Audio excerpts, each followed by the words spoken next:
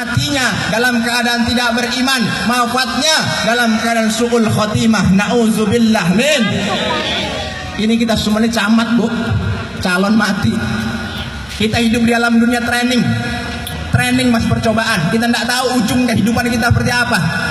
Kita nggak tahu nanti kita mati beriman atau enggak, kita nggak tahu. Tapi mudah-mudahan dengan syariat kita berpegang teguh dengan hukum Allah, mudah-mudahan kita dalam keadaan beriman sampai kita meninggal dunia nanti. Amin ya robbal. Hati-hati makanya bu, yakhrujuna minad dunya bi ghairi iman. Apa artinya kita hidup di alam dunia berkelimpangan dengan harta, menyandang pangkat jabatan, kalau dalam akhir hayat kita dalam keadaan tidak beriman? Apakah ada alam kubur? Apakah ada alam akhirat? Kalau menurut saya orang nakal. Kalau menurut saya lebih baik percaya. Walaupun kita nggak pernah sholat, jarang ngaji, jarang puasa, jauh dari Allah, tanamkan dalam hati kita iman dulu. Iman dulu. Kalau iman udah kuat, ada, insya Allah ketika kita meninggal dunia, kalau siksa kubur ada, gimana? Tadinya nggak percayalah, nggak ada siksa kubur, nggak ada maksiat, anu. Begitu mati, masuk dalam kubur, ada siksaan, kok lari kemana lu? Lari kemana? Makanya lebih baik kita percaya, beriman kepada Allah, beriman sebelum kita meninggal dunia. Mudah-mudahan kita dijauhkan dari perkara-perkara kesyirikan. Amin ya robbal. Ya Allah, mudah-mudahan dengan kita hadir di sini, dengan kita kumpul di sini, mudah-mudahan semua yang hadir di sini, yang duduk maupun yang berdiri, semuanya yang hadir di sini, kumpulnya kita di sini merupakan salah satu penyebab, salah satu wasilah dibukanya pintu rahmat dan barokah. Amin ya robbal. Dan mudah-mudahan kumpulnya kita di sini, duduknya kita di sini merupakan salah satu tanda bukti rasa cinta kita, rasa mahabbah kita kepada baginda Sayyiduna Muhammad sallallahu alaihi wasallam, baginda Nabi, baginda Rasul yang kita harapkan syafaatnya kelak di yaumil qiyamah. Mudah-mudahan kita semua yang hadir di sini diakui sebagai umatnya, dan kelak di yaumil qiyamah dikumpulkan bersama di bawah naungan bendera syafaat baginda Rasul Muhammad sallallahu alaihi wasallam, dan bersama-sama masuk ke dalam surganya Allah. Amin ya rabbal. Amin ya rabbal. Pengen masuk surga bu? Pengen masuk surga? Pantas? Pantas nggak? Pantas nggak? Oke. Kalau ngomong pantas, oke. Manusia pertama yang tinggal di sorga yaitu Nabiullah Adam alaihis salam. Gara-gara satu kali melanggar perintah Allah, melanggar larangan Allah, makan bakholdi, Nabiullah Adam udah di sorga, dikeluarin dari sorga. Satu kali berbuat dosa, pangkatnya seorang nabi, pangkatnya seorang rasul, satu kali bermaksiat kepada Allah, dikeluarin dari surga. Lah kita maksiat tiap hari, dosa agak hitungan, ibadah ogah-ogahan. Betul? Pengen masuk surga, pantas nggak? Pantas nggak? Ahli maksiat, ahli pendosa, pantasnya di surga apa neraka? Hah? Surga apa neraka? Nggak ada yang mau jawab. Bapak Ibu insya Allah dirahmati Allah, ini gambar. Jangankan ibu-ibu yang masih nutup aurat, jangankan bapak-bapak yang masih sholat, di luar sana orang-orang yang belum mendapat hidayah Allah, belum mendapat petunjuk Allah, ahli maksiat, ahli dolalat, ahli sayiat, ahli mungkarat, mereka pun tidak mau masuk neraka bu.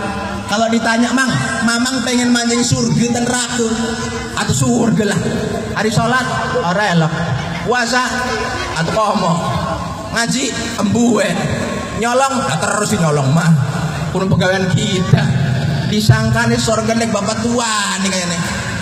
Allah karim. Bapak Ibu insya Allah dirahmati Allah. Kalau ngomong pantas nggak pantas, orang kayak kita, termasuk saya, semua yang hadir di sini pukul rata, nggak ada yang nggak punya dosa, semua punya dosa, punya hilaf, punya salah, betul? Nggak pantas masuk surga bu, karena surga tempat yang agung, tempat yang suci, tempat yang mulia, hanya untuk orang yang suci, hanya untuk orang yang agung, hanya untuk orang yang mulia itu surga. tadi dicolekin. Lalu bagaimana cara kita masuk ke dalam surga? Salah satu cara manusia yang bisa masuk ke dalam surganya Allah adalah mereka orang-orang yang mendapatkan fadl Allah, mendapatkan keridhaan Allah. Orang kalau sudah dapat keridhaan Allah otomatis rajin ibadah, betul? Orang kalau dapat fadl Allah, dapat ridha Allah, pasti hatinya bersih, betul? Pasti hatinya bagus, betul? Yang pertama. Kemudian yang kedua, orang bisa mudah masuk surga dengan wasilah, dengan sababiah syafaat baginda Rasulullah Muhammad sallallahu alaihi wasallam. Tanpa syafaat Rasul, wallahu a'lam kita babu, hanya orang-orang yang sombong yang mengaku ibadahnya bisa mengantarkan ke surga. Seberapa banyak amal ibadah sholat kita, seberapa banyak amal ibadah zakat kita, seberapa banyak amal ibadah sedekah kita, seberapa hebat ibadah haji kita, seberapa taklimnya kita, seberapa alimnya kita. Lisan seringkali berkata ayat, lisan seringkali berkata hadis, tapi hati kita banyak pendustaan, hati kita masih banyak kekotoran. Betul? Kita bisa menutupi kekotoran kita, tapi Allah tidak bisa dibohongi. Tapi malaikat Allah selalu standby mencatat semua keburukan-keburukan kita.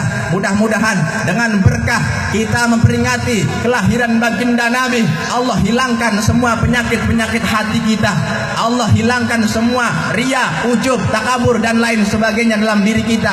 Amin ya rabbal, amin ya rabbal.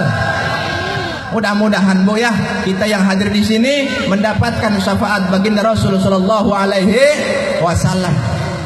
Bukankah sudah jelas dalam mukadimah membawa acara tadi disampaikan, man ahabbani kana ma'i fil jannah.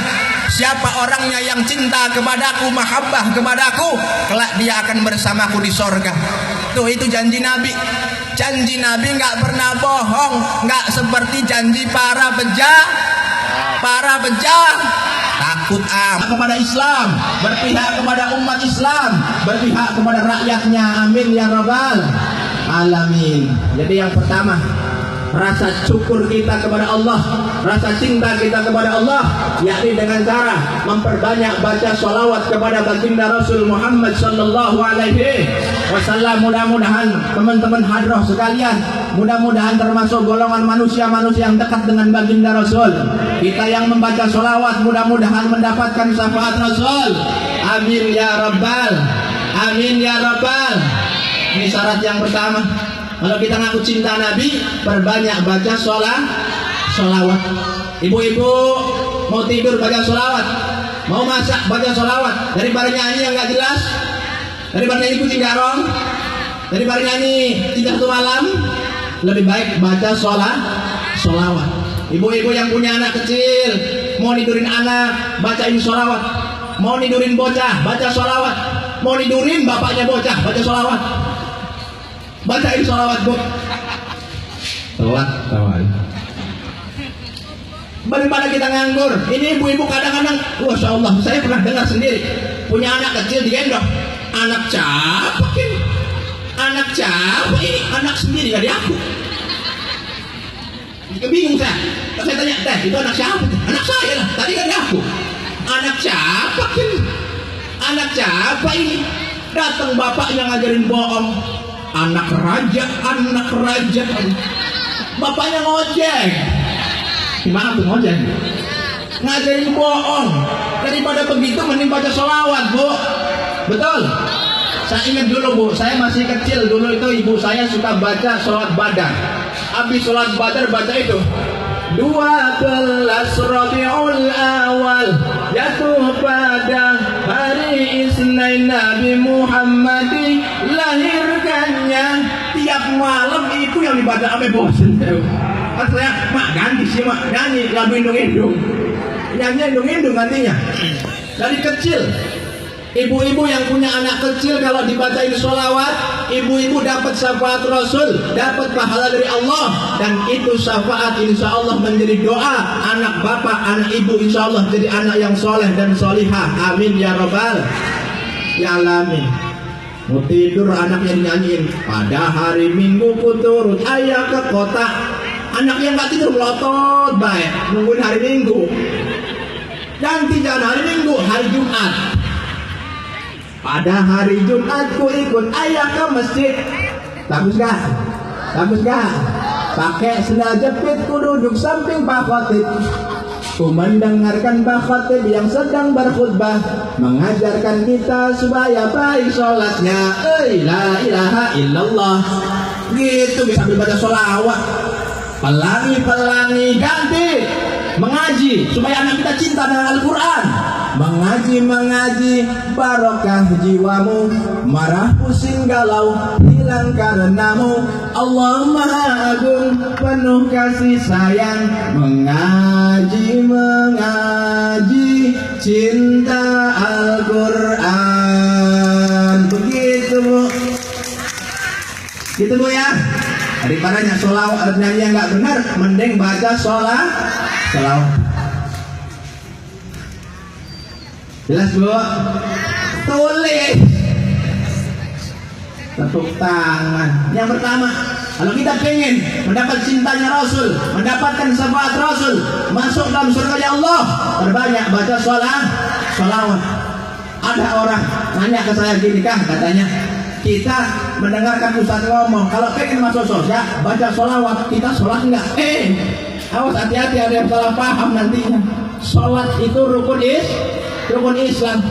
Syahadat, sholat, puasa, zakat, naik haji jika mampu, itu udah nggak bisa diotak-atik. Betul?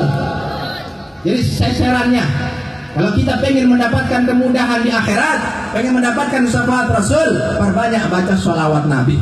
Kalau kita pengen mudah masuk dalam surganya Allah, perbanyak baca sholawat Nabi. Kemudian yang kedua, kalau kita ngaku cinta kepada Nabi, ngaku cinta, mahabbah kepada Nabi, kita harus mau menjaga peninggalan Nabi. Apa peninggalan Nabi? Peninggalan Nabi banyak Bu. Salah satu peninggalan Nabi yaitu Al-Quran. Jaga kita punya Quran, baca kita punya Quran, amalkan sedikit demi sedikit kita punya Quran, amalkan hukum Al-Quran. Jangan cuma dijadiin pajangan Bu. Mulai besok Bu ya, baca Quran Bu ya. Mudah-mudahan dengan berkah buat Nabi, Allah kasih hidayah dalam hati kita. Baca Quran Bu ya. Besok baca Quran Bu, mulai besok baca Quran. Seayat, 2 ayat, 3 ayat baca Quran. Kalau kita ngaku cinta Nabi, buktikan cinta kita. Jangan ngomong doang. Betul? Betul? Perbanyak baca Al-Quran. Punten Babu, di zaman sekarang banyak anak-anak yang umurnya udah 40 tahun nggak becus baca Al-Quran. Umurnya udah 40 tahun, bahkan 50 tahun nggak bisa baca Al-Quran. Na'udzubillah min. Bukan saya menghina yang nggak baca Quran. Harus introspeksi diri. Kenapa dulu saya sia-siakan waktu? Betul. Oleh karenanya, jadikan pelajaran buat kita. Mungkin di antara bapak, di antara ibu, di antara jamaah sekalian, ada yang nggak bisa baca Al-Quran, ada yang nggak lancar baca Al-Quran, ada yang nggak paham tentang hukum Al-Quran. Jadikan semua itu pelajaran buat kita. Jadikan semua itu cambuk untuk kita. Cukup kita sebagai orang tua yang nggak bisa baca Al-Quran.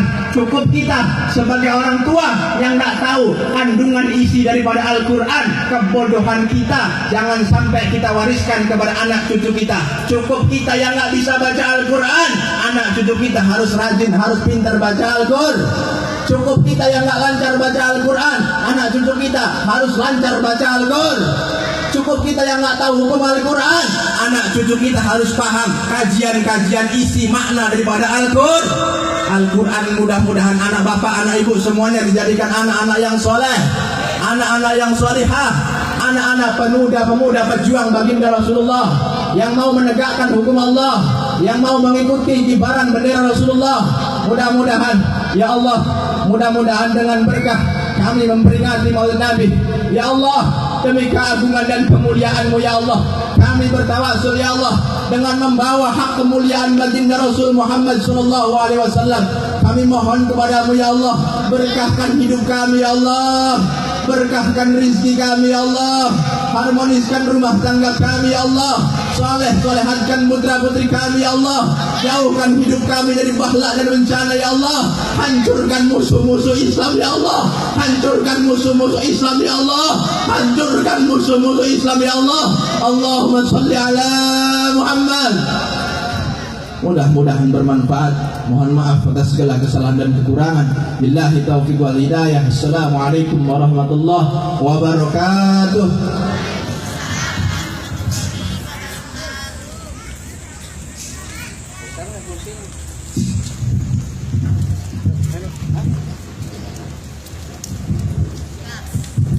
Subhanallah, para hadirin sekalian,